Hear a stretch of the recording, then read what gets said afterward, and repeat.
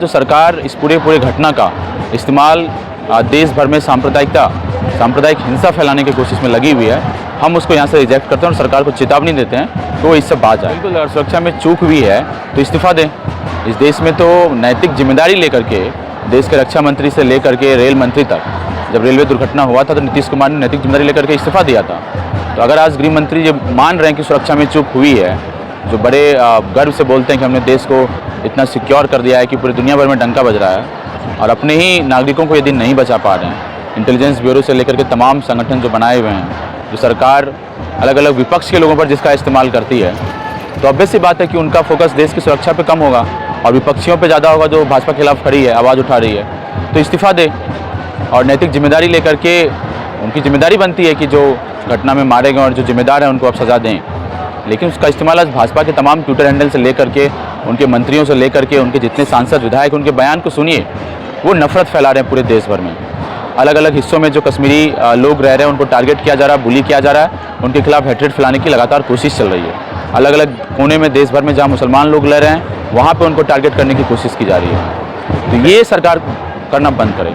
मेरा नाम नीतीश कुमार है, मैं पॉलिटिकल साइंस में PhD कर रहा हूँ 3rd ईयर, और अभी ISA DSF के यूनाइटेड लेफ्ट पैनल से मैं कैंपस JNU का जो चुनाव हो रहा है उसमें प्रेसिडेंशियल कैंडिडेट हूँ। अच्छा, पहलगाम में जो आतंकी हमला हुआ है उसको किस तरीके से देख रहे हैं? बिल्कुल, हम जब उस प्रेसिडेंशियल डिबेट भी हमारा शुरू हो रहा था, JNU इलेक्शन कमेटी ने 2 मिनट का मौन रखा, इस घटना की निंदा की, और हम लोग जब मंच पर आए हर वक्त यही पहली शब्दों में ये बोले, ये जो आतंकी हमला हुआ है इसकी निंदा करते हैं। लेकिन इसके साथ साथ 2 चीज़ें जो बहुत गौर फरमाने लायक है कि जिस तरीके से कश्मीर के लोग अपने घरों से निकले, सड़कों पर निकले, और तमाम जो लोग मारे गए हैं उनके परिजनों के साथ कंधे से कंधे मिलाकर खड़े हैं, उसके जज्बे को भी हम सलाम करते हैं। और दूसरी बात, जो सरकार इस पूरे घटना का इस्तेमाल देश भर में सांप्रदायिक हिंसा फैलाने की कोशिश में लगी हुई है, हम उसको यहाँ से रिजेक्ट करते हैं और सरकार को चेतावनी देते हैं कि वो इससे बाज आए।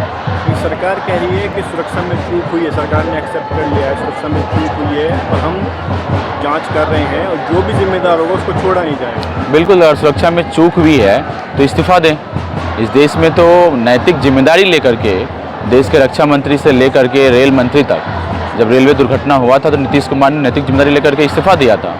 तो अगर आज गृह मंत्री जब मान रहे हैं कि सुरक्षा में चूक हुई है, जो बड़े गर्व से बोलते हैं कि हमने देश को इतना सिक्योर कर दिया है कि पूरी दुनिया भर में डंका बज रहा है, और अपने ही नागरिकों को यदि नहीं बचा पा रहे हैं, इंटेलिजेंस ब्यूरो से लेकर के तमाम संगठन जो बनाए हुए हैं, जो सरकार अलग अलग विपक्ष के लोगों पर जिसका इस्तेमाल करती है, तो ऑब्वियस सी बात है कि उनका फोकस देश की सुरक्षा पे कम होगा और विपक्षियों पे ज़्यादा होगा जो भाजपा के खिलाफ खड़ी है, आवाज़ उठा रही है। तो इस्तीफा दे और नैतिक जिम्मेदारी लेकर के, उनकी जिम्मेदारी बनती है कि जो घटना में मारे गए और जो जिम्मेदार हैं उनको आप सज़ा दें।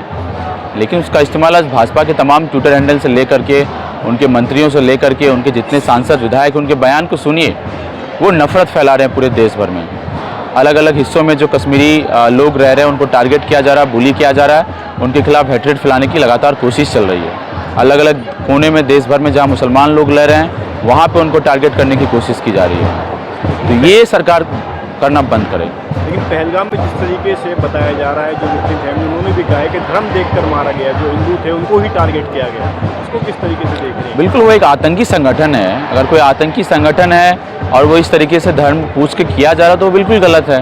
लेकिन इसका मतलब ये नहीं है कि हर देश का मुसलमान आतंकी ही है और हर देश का मुसलमान वही सवाल पूछ करके लोगों के साथ ट्रीट करता है। इस देश में जब से देश बना है और उसके बनने से पहले इस देश का यही प्रकृति रहा है, यही नेचर रहा है कि अलग अलग धर्म के लोग, अलग अलग संप्रदाय के लोग, अलग अलग पहनावे के लोग, अलग अलग बोली के लोग एक साथ रहते हैं। और ये तो इस भाजपा RSS के आका हैं, जो MS गोलवालकर से लेकर तमाम लोग जो लिखते हैं कि जिस प्रकार से यहूदियों के साथ हिटलर ने जर्मनी में किया, इस देश में मुसलमानों के साथ होना चाहिए। तो उनकी विचारधारा और वो आतंकी जो धर्म पूछ के लोगों को मार रहे हैं, उनकी विचारधारा में कोई डिफरेंस नहीं है। जब सरकार से सवाल किया जा रहा है कि हमला क्यों हुआ, कैसे आतंकी यहाँ पे आए, तो सरकार जवाब देने की जगह कह रही है हमला पाकिस्तान ने किया है और हम पाकिस्तान को इसका मुंह तोड़ जवाब देंगे, पाकिस्तान को ऐसा सबक सिखाएंगे उसने याद भी नहीं किया होगा। सही बात है, सरकार तमाम बातें बोल रही कि पाकिस्तान ने किया, पाकिस्तान ने वो किया है, लेकिन जब घटना हो रही थी और आप इतने मजबूत सरकार के, इतने बहुमत के साथ हर बार चुन करके आते हैं, तो देश की इंस्टीट्यूशन जिसकी जिम्मेदारी है इन तमाम घटनाओं का इंटेलिजेंस पता करे, उसको आप मजबूत बनाते, उसको बेहतर बनाते, तब आप कहाँ थे? तो अपनी तमाम फेल्योर्स को किसी एक पड़ोसी मुल्क पर छोड़ देना भी बहुत सही बात नहीं है। हो सकता है पाकिस्तान का हाथ हो, लेकिन ये भी जिम्मेदारी तो भारत सरकार की है ना, कि घटना होने से पहले इस बात को पता लगा कि पाकिस्तान कौन सा हमला करने जा रहा है, या चीन कौन सा हमला करने जा रहा है, या नेपाल कौन सा षड्यंत्र रच रहा है।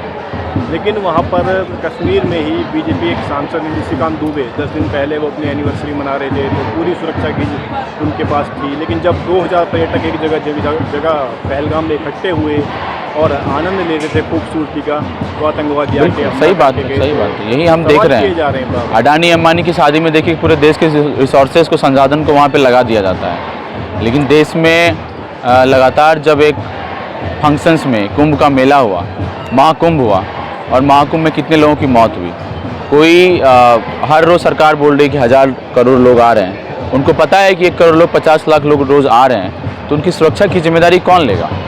आपने वीआईपी के लिए अलग बनाया है, वीवीआईपी के लिए अलग बनाया है, तो आम जनता जो भीड़ों में मारी जा रही है उसकी जिम्मेदारी कौन लेगा? तो ये तो पूरा देश का स्ट्रक्चर है, अमीर और गरीब के बीच की खाई जो लगातार तेज़ हो रही है। वीआईपी कल्चर और जो आम नागरिक हैं, जनता हैं, उसकी कोई जिम्मेदारी लेने के तैयार नहीं है। जेएनयू के मुद्दे पर आते हैं, अब यहाँ से छात्र संघ चुनाव भी लड़ रहे हैं अध्यक्ष पद पे। सुबह से हम देख रहे थे एबीवीपी लीड कर रहा था, लेकिन अभी जो ताज़ा नतीजे आए हैं उसमें जानकारी आई, बता रहे हैं कि आप आगे निकल चुके हैं। किस तरीके से देखेंगे? बिल्कुल, ये इस कैंपस में हमेशा मैंडेट रहा है। साइंस स्कूल्स जो हैं उसमें थोड़े बहुत एबीवीपी के लोग लीड करते हैं। स्कूल ऑफ इंजीनियरिंग एक नया स्कूल खोला गया, उसमें परिषद थोड़ा बहुत लीड करता है। लेकिन बाकी जो स्कूल ऑफ सोशल साइंसेस हैं, स्कूल ऑफ इंटरनेशनल स्टडीज़ है, school of language literature and cultural studies है, इवन तो साइंस स्कूल्स में भी लाइफ साइंस, फिजिकल साइंस, इन स्कूल्स में लेफ़्ट की एक बेहतर पकड़ है। और यूनाइटेड लेफ़्ट पैनल की तरफ से इस कैंपस ने वो हम पे भरोसा जताया है कि हम परिषद को इस कैंपस में हरा सकते हैं। और लगातार परिषद इस कैंपस में भाजपा का फुट सोल्जर बन करके जो इस कैंपस को बर्बाद करने की कोशिश कर रहा है, उसको हराने के लिए कैंपस तैयार है। क्या लग रहा है जो लीड है आपकी जीत में तब्दील हो पाएगी? बिल्कुल तब्दील हो पाएगी, और उम्मीद है कि हम इस चुनाव में लगातार जो 10 सालों से भाजपा की फुट सोल्जर एबीपी को इस कैंपस में हरा रहे हैं, वो भी इस बार भी हम उसको हरा पाएंगे। लेकिन ये कहा जा रहा था कि लेफ्ट बढ़ चुका है, लेफ्ट का जो अलायंस था वो टूट चुका है, जिस वजह से लेफ्ट को नुकसान हो सकता है, एबीपी जीत सकती है। क्या लग रहा है कि लेफ्ट को नुकसान होगा? इस कैंपस का स्टूडेंट्स लेफ्ट है ना। संगठन भले ही एक संगठन अपने आप को अलग करके एक दूसरा अलायंस बना ले, लेकिन कैंपस को पता है कि कौन सी वो ताकत है जो भाजपा, ये जो एबीपी को इस कैंपस में हरा सकता है। और वो पहले ही दिन से आईसा डीएसएफ का जो यूनाइटेड लेफ्ट अलायंस था, उस पर इस कैंपस के स्टूडेंट्स ने भरोसा जताया और उसने उसको चुना कि इस कैंपस में वो परिषद को हराए।